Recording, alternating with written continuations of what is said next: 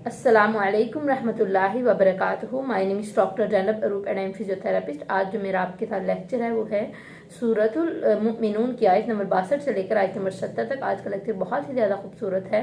आज के लेक्चर में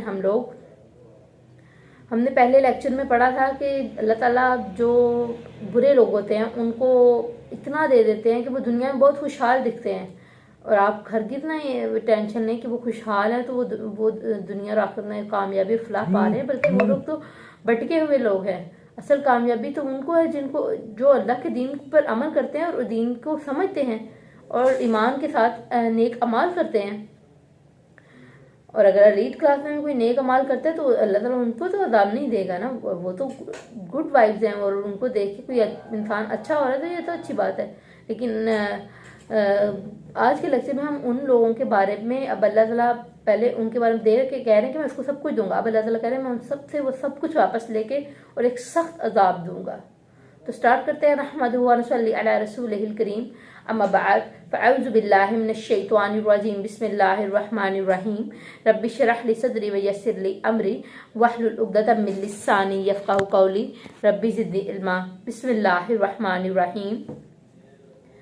हमने पीछे पढ़ा था कि आयत नंबर 63 में और 63 का 61 और 62 और 60 में हमने ये पढ़ा था।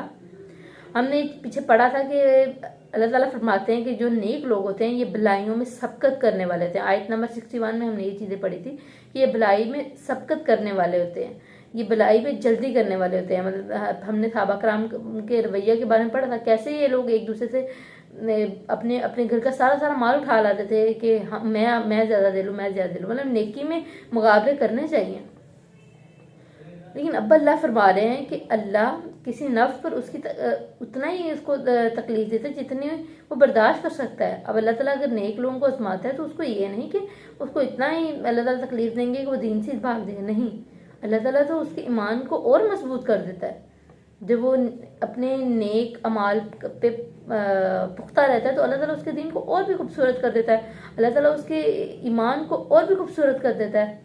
और ये तो फिर खरे और खोटे की पहचान होती है ना। उस वक्त अगर आप गलत रास्तों की तरफ चले जाएंगे तो फिर आप भटक जाएंगे। तो अल्लाह ताला फरमा रहे हैं कि हम किसी ज़ात पर, किसी भी नफ्स पर उसे उसकी बर्दाश्त से ज़्यादा तकलीफ नहीं देते। और हमने पीछे पढ़ा था कि ये लोग डरने वाले होते हैं। तो यहाँ अल्लाह ताला फरमा रहे हैं कि ये जो डरने वाले हैं, अल्लाह की तौहीद पर अमल करने वाले हैं, शिर्क से इनकार करने वाले हैं, तो ये लोग अल्लाह पर ईमान ला सकते हैं, अल्लाह की तौहीद का इकरार कर सकते हैं, शिर्क से इनकार कर सकते हैं। तो फिर तुम क्यों नहीं कर सकते? तुम में ऐसा क्या है? तो तुम क्यों गफलत में पड़े हो? और तुम्हारे गफलत में पड़े रहने की वजह क्या है? अब तुम्हें सजा दी जाएगी कि यहाँ गफलत के लिए गुमराह का लफ्ज़ यूज हुआ है कि ये लोग गफलत में पड़े हुए हैं। और अल्लाह ताला ने और अयाश लोगों के बारे में पढ़ा कि मुतरफीन का लफ्ज़ यूज़ है कि ये लोग अयाश लोग हैं, ये लोग अपनी याशियों में पड़े रहते हैं। तो फिर अल्लाह ताला का एक दिन अज़ाब आ पकड़ता है, और जब अल्लाह ताला का अज़ाब इनको आ पकड़ता है तो उसी वक्त जब इनको अज़ाब चखाया जाता है तो ये उसी वक्त मतलब बिलबिला उठते हैं, चिल्लाने लगते हैं। और ये क्या नाम है, ये कोई चिल्लाना फरियादी वार नहीं कि अल्लाह ताला से दुआएं नहीं मांगते, माफ़ी नहीं मांगते, बल्कि ये लोग ऐसे चिल्लाते हैं कि मतलब चीखें लगाते हैं कि जिस पर कोई रहम ना किया जाए, ऐसा चलाना ये चलाएंगे और फिर इन पर कोई रहम नहीं किया जाएगा। और फिर अल्लाह ताला की ज़ात उस वक्त फरमाएगी कि आज के दिन मत चलाओ, जब तुम पर आयात पड़ी जाती थी तो तुम मुंह फेर लेते थे, अब तुम किस लिए चला रहे हो? जब तुम तो तकब्बुर करने वाले थे। आप आयत नंबर 62 से 70 पहले कुरान पाक का वो आयत खोल के तर्जमा पढ़ें। वो तर्जमा पढ़ने के बाद तफसीर का लेक्चर लें तो आप बहुत बखूबी कुरान पाक को ऐसे आहिस्ता आहिस्ता समझ सकते हैं। कुरान को के लिए वक्त निकालें। और आज के दिन मत चलाओ, अल्लाह ताला इनको कहेंगे। और ये लोग अल्लाह ताला कहते तुम तकब्बुर करने वाले हो, और तुम तकब्बुर करते हो तो तुम तो रात को मतलब तुम तो तकब्बुर करने वाले थे, तुम रात को बातें करने वाले थे। हमने देखा तुमको तकब्बुर करते हुए, तुमको रात को बातें करते हुए, तुम्हें बेहूदगी करते हुए। कि मतलब ये क्या करते थे अरब के ज़माना में, ये लोग ना मक्का में बैठ के, मक्का मुकरमा में या काबा के करीब बैठ के तो ये ना ग्रुप्स बना लेते थे और कह के लगाते थे, बहुत बहुत मजाक कर रहे होते थे। तो जब नबी अकरम सल्लल्लाहु अलैहि वसल्लम आके इनको दावत देते थे तो ये इंतहाई बदतमीजी शुरू कर देते थे, आगे से कहने लग जाते, मतलब उन पर कह के और वादे कसने लगते थे। तो अल्लाह ताला अब यहाँ फरमा रहे हैं आगे कि तुम क्यों इनकार करते हो? क्या ये तुमने पहली दफ़ा देखा था? क्या ये तुम्हारे बावजदाद पर नहीं आया था? मतलब क्या ये तुमने दीन ही पहली दफ़ा देखा है? क्या तुमने देखा नहीं है कि दीन क्या है? क्या क्या तुम्हारे बावजदाद पर पहले किताब नाज़िल नहीं हुई थी? ये चीज़ भी पुरानी नहीं है। क्या पहले रसूल नहीं आए थे जो अल्लाह की तौहीद लेकर आए थे और अल्लाह और शिर्क से इनकार करने का हुक्म देते थे? क्या वो पहले नहीं आए थे? ये भी पुरानी बात है। तो फिर तुम क्यों इनकार कर रहे हो? हर चीज़ तो तुम्हारे सामने थी, हर दलील सामने, फिर तुमने इनकार क्यों किया? क्या ये ज़बान, जिस ज़बान में ये किताब है, तुम उस किताब से, उस ज़बान से ना आशना थे? ये तो अरबी तुम्हारी अपनी ज़बान में थी ना, फिर तुमने क्यों नहीं कुरान को सीखा? और नबी तो पहले भी आए, उसके अलावा तुम कहते हो कि ये नबी नहीं है, तुम इनको नहीं मानते। क्या इनके तुम बिहेवियर को नहीं जानते? क्या इनके तुम पहले रवैयों को नहीं जानते कि नबी अकरम सल्लल्लाहु अलैहि वसल्लम कितने सादको अमीन है और ये लोगों में मशहूर थे सादको अमीन से? तो क्या इन्होंने नबूवत से पहले कभी कोई ऐसी बात की थी? नबूवत के बाद ही इन्होंने ये बात करना स्टार्ट की। तो जब नबी अकरम सल्लल्लाहु अलैहि वसल्लम ने बेलोस होकर ये सब किया, तब तुम फिर भी इनकार करते रहे।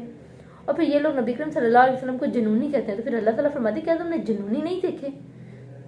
तुम जानते हो कि नबी अकरम सल्लल्लाहु अलैहि वसल्लम जुनूनी नहीं है, जुनूनी तो किसी और तरह के होते हैं। तुम तो जानबूझ के बहाने लगा रहे हो। तो तुमने क्या पहले जुनूनी नहीं देखे? तो अल्लाह ताला यहाँ पे इनकी हर दलील का इनकार कर रहे हैं कि कहते थे कि ये अगर ये क़यामत के दिन आगे जा रहे ना कि नबी अकरम, अल्लाह ताला जी हम इसलिए करते थे कि हमें हमें हमें लगा कि ये ऐसे था। हमें अल्लाह ताला ने इनकी हर बात का जवाब दिया कि अगर तुम नहीं करते तो क्या तुम्हारी पहले बावजदाद में ये नहीं हुआ? क्या तुमने ये किताब पहले नहीं देखी? क्या ज़बान तुम्हारी ये अपनी नहीं है?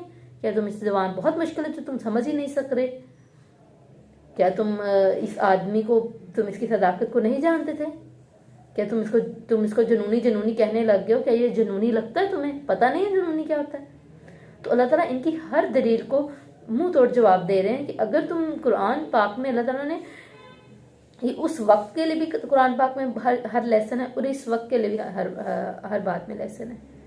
अब इस वक्त के लिए इसमें क्या लेसन है? इस वक्त के लिए इसमें ये लेसन है कि देखो कोई एलीट क्लास है, वो ये खुशियाँ ना मनाता फिरे कि मुझे अल्लाह ने खुशहाल ज़िंदगी दे दी है तो मैं कामयाब हूँ, मैं बुराइयों में पड़ा हूँ तो मुझे कौन सा अल्लाह पकड़ करे। जब अल्लाह पकड़ करेंगे तो अल्लाह का अज़ाब बहुत ही ज़्यादा सख्त होगा और उस दिन तुम चिल्लाओगे, चीखोगे, मगर कोई मदद नहीं करेगा तुम लोगों की।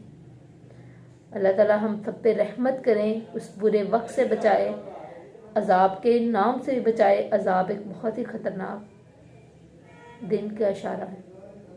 अल्लाह ताला माफ़ करे, जो नहीं मुसलमान अल्लाह उनको भी हिदायत दें।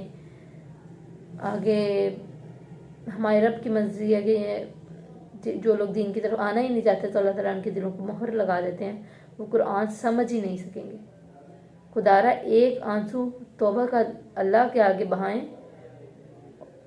और अभी से ही इस्लाम को प्रॉपरली अमल करना शुरू कर दें।